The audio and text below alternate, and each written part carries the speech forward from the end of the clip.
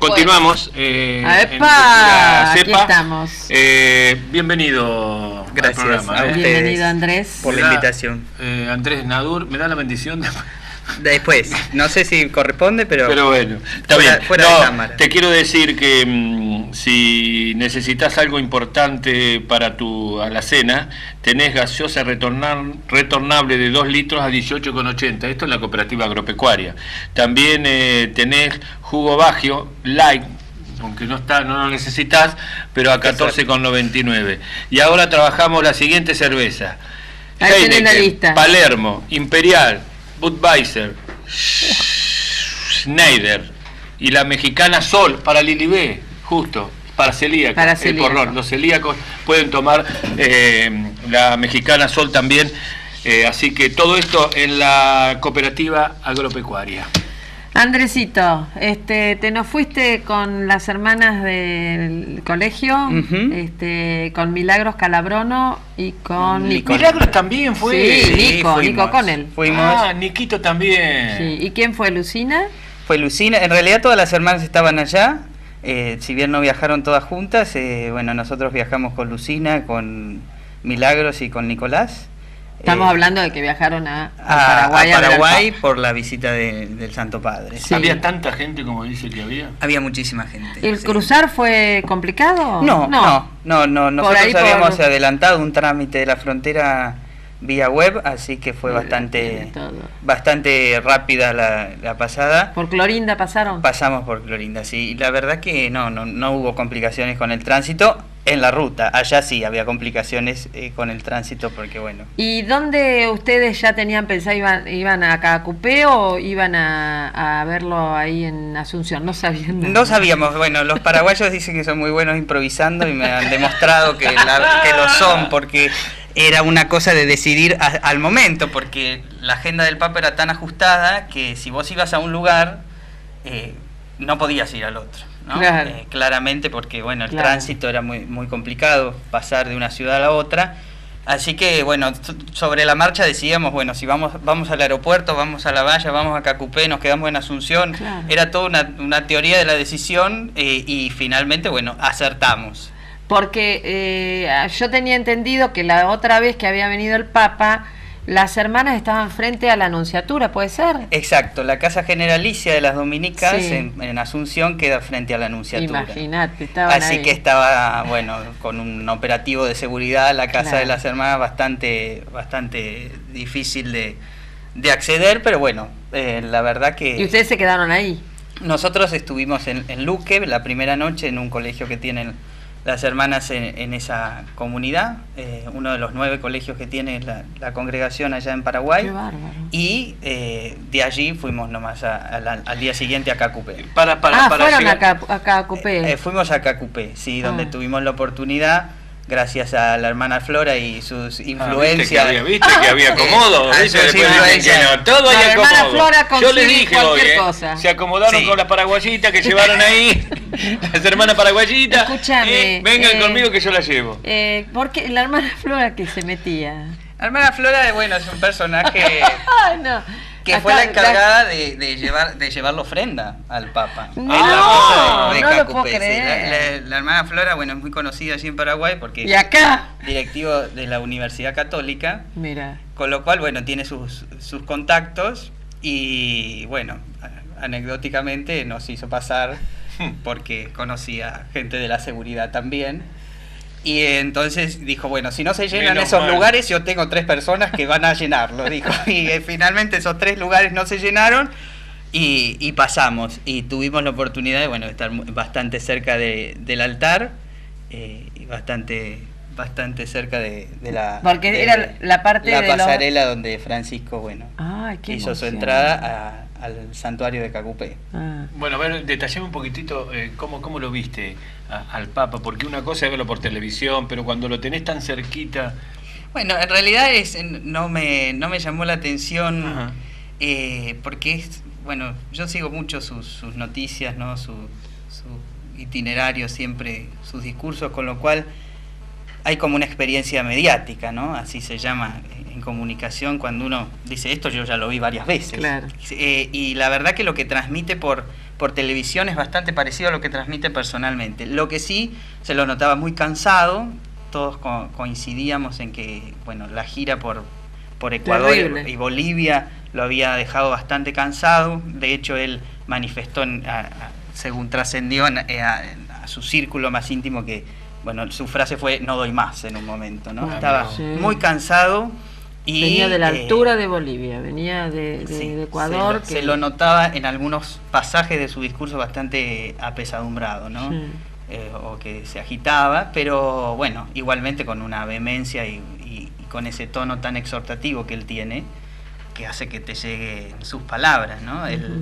A mí lo que más me impactó de la experiencia del Papa no fue tanto su presencia, sino la recepción de la gente, ¿no? Y la reacción del pueblo paraguayo, porque en Ñuguazú, donde él dio su última misa y donde fuimos, y tuvimos que peregrinar bastante para poder acceder al campo donde se iba a dar la misa, se estima 2 millones de personas. ¡Qué va! Y durante su homilía había 2 millones de personas en absoluto silencio, escuchando atentamente sin perder detalle de lo que él decía. Y esa experiencia de un pueblo orante, de un pueblo tan religioso como es el pueblo paraguayo, es quizá lo que más me impactó a mí.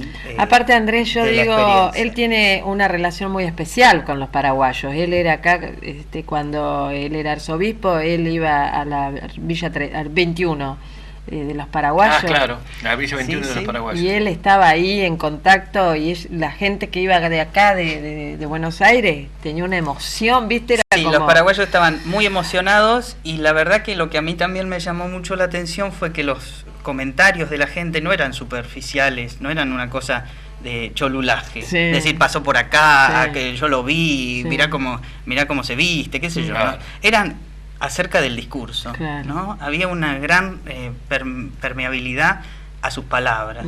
El pueblo paraguayo supo recibir muy bien el mensaje de Francisco y rumiarlo, ¿no? Y comentarlo. Y el argentino, la gente del común. Los curas argentinos transmiten esto en la Argentina, ¿uno lo ve que esto es así o no están así? ¿Más los paraguayos, más otros países que no tanto los argentinos? Y la iglesia argentina tiene sus particularidades, ¿no? Es una iglesia bastante compleja. Nosotros tenemos que calcular que Paraguay, por su extensión, tiene 10 diócesis nada más, y la Argentina, bueno, tiene bastantes decenas. Y Paraguay es un país bastante homogéneo, o sea, las problemáticas que se dan en el norte, el centro o el sur del país son muy parecidas, con lo cual la articulación del trabajo pastoral de los obispos es mucho más fácil. Ahora, lo que sí se nota en Argentina es un clero muy heterogéneo, con problemáticas muy distintas. No es lo mismo ser obispo de La Plata que ser obispo, ¿no? de Añatuya. Entonces es realmente difícil el trabajo articulado de la pastoral, en este caso de los obispos. Y en algunos casos, bueno, uno experimenta una lejanía, ¿no? entre el obispo y el pueblo en Argentina, que no era lo que caracterizaba a Bergoglio, ¿no? Claro. Justamente lo contrario, esto de visitar. Yo estoy acá arriba y ellos están allá, al menos yo lo veo así, hasta con el mismo que reemplazó hoy Poli, y lo he visto en la relación que ha tenido cuando vino a Careco, era como una cosa, hasta ahí vamos, ahí llego. Yo desearía, ¿no? Como católico practicante, que los obispos fueran un poco más cercanos a la realidad del pueblo. Me gustaría ver a los obispos golpeando puertas de gente común y empezar a... Ojalá que Francisco lo logre, ¿no? Y bueno, él ha hablado siempre del pastor con olor a oveja, ¿no? Esta metáfora que él usa significa eso, ¿no? El pastor no puede estar lejos de sus ovejas, no puede ser un pastor de escritorio. ¿Cómo le debe costar a él estar ahí? Sin duda debe tener muchísimos problemas que nosotros no somos capaces de imaginar. Es muy difícil, calculo,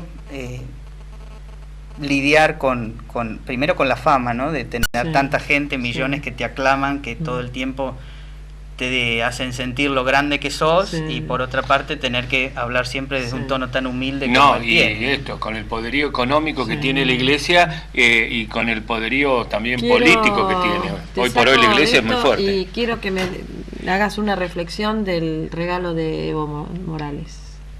Bueno, el Papa ha dicho que no lo ofendió. Sí, es una cruz con el martillo y la hoz. Exacto. que es una obra, es una réplica sí, en realidad de un sacerdote que, jesuita. Sí, que a mí me parece que está fuera de tono, ¿no? Me extraña mucho que la diplomacia boliviana no haya notado eso. Por eso me da a pensar que quizá había un poco de intención segunda en el regalo, ¿no? ¿Qué tipo de intención? No, yo creo que es un regalo que está fuera del protocolo, ese, y más aún el de la condecoración. Se sabe que el Papa no puede recibir condecoraciones, y eso a ningún diplomático se le puede pasar, mucho menos cuando está preparando la visita de un sumo pontífice.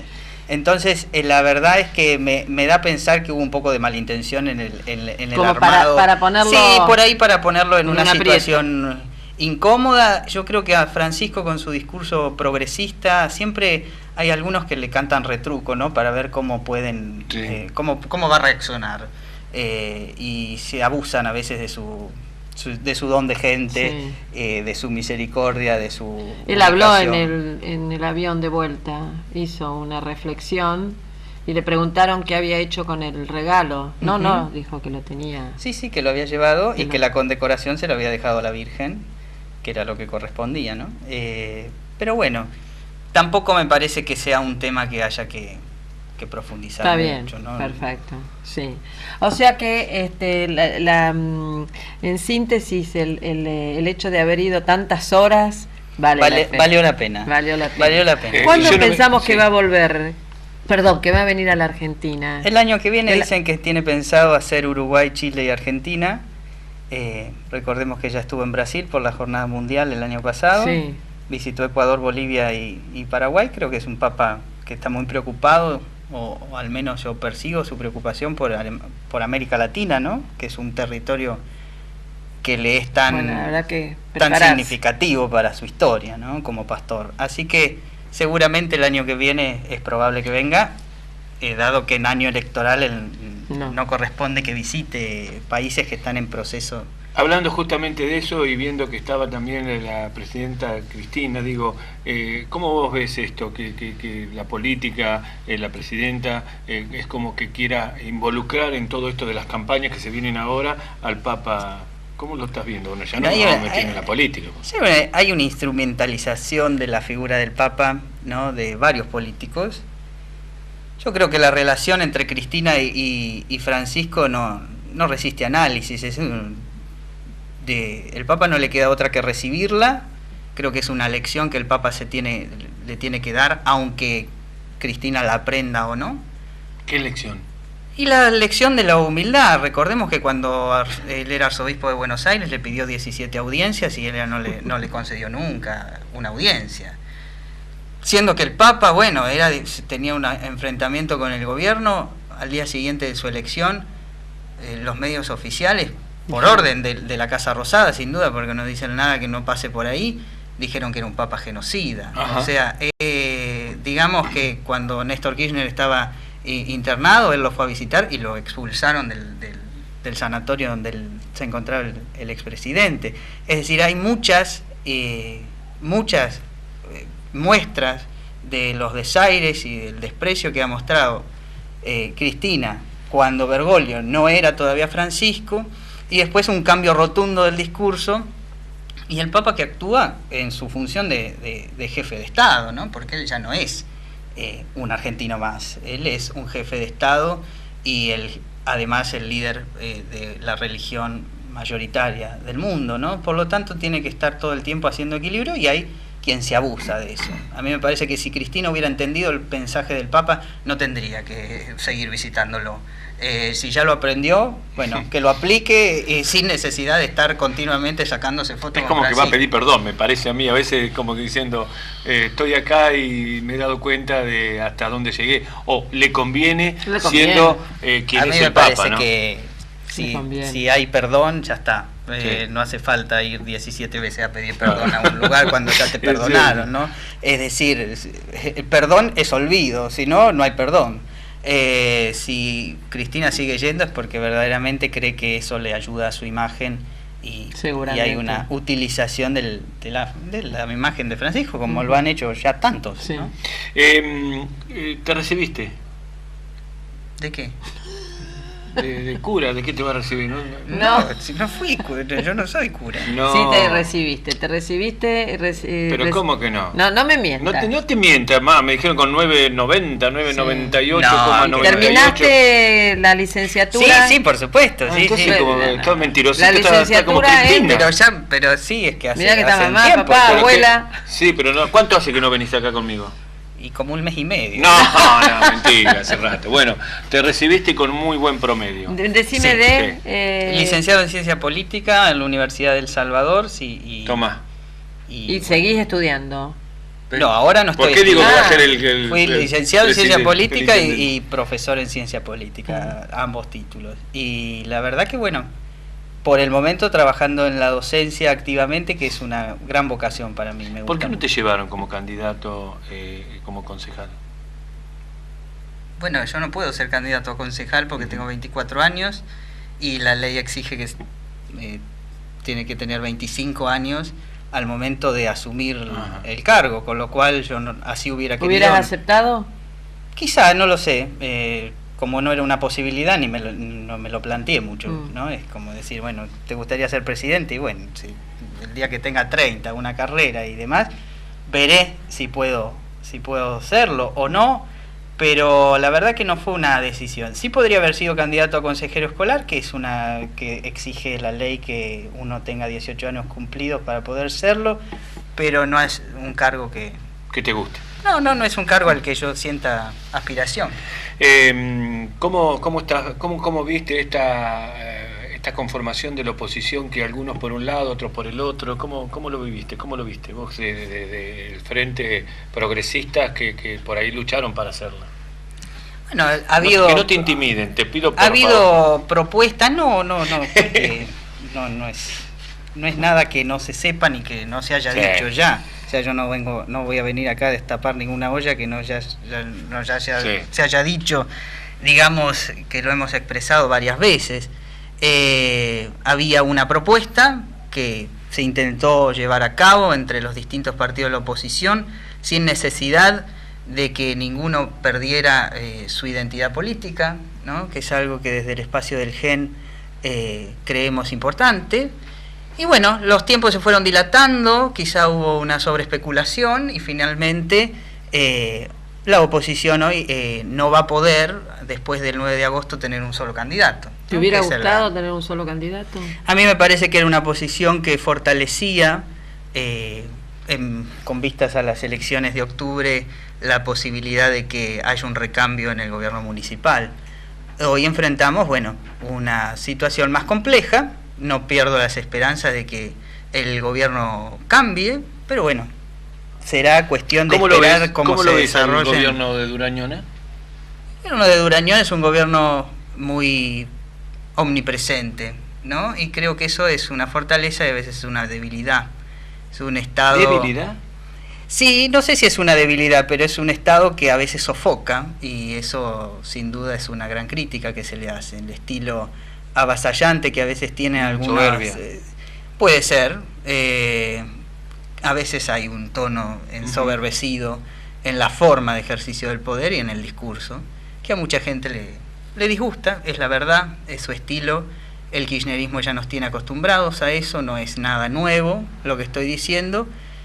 Considero que es un gobierno que ha hecho mucho, vamos a ver si la gente considera que lo que ha hecho ha sido lo que esperaba de este gobierno, dado que en el 2011 se produjo una superoferta electoral donde se ha prometido mucho y no se ha cumplido todo, y si aquello que se ha cumplido es de la calidad de lo que la gente esperaba también, ¿no? Eso, la cuestión de la cantidad y de la calidad, creo que van a definir el voto de la gente, si aquella gente considerará que este gobierno merece renovar la confianza que tiene con el pueblo mediante las urnas, o si considera que es suficiente por lo que se ha visto y dar origen a otra propuesta que gobierne el pueblo. ¿Vos considerás que Paco lo consiguió porque era kirchnerista, porque tuvo relaciones, es decir, con Debido y con toda su gente, o porque gestionó, golpeó, como dicen ellos, que iban todos los días?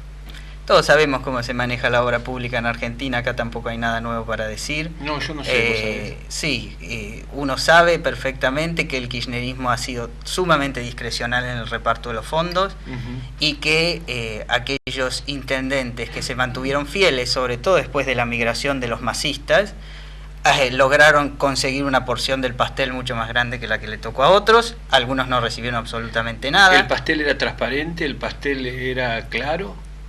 Los pasteles del kirchnerismo nunca fueron claros. A ver, ninguno.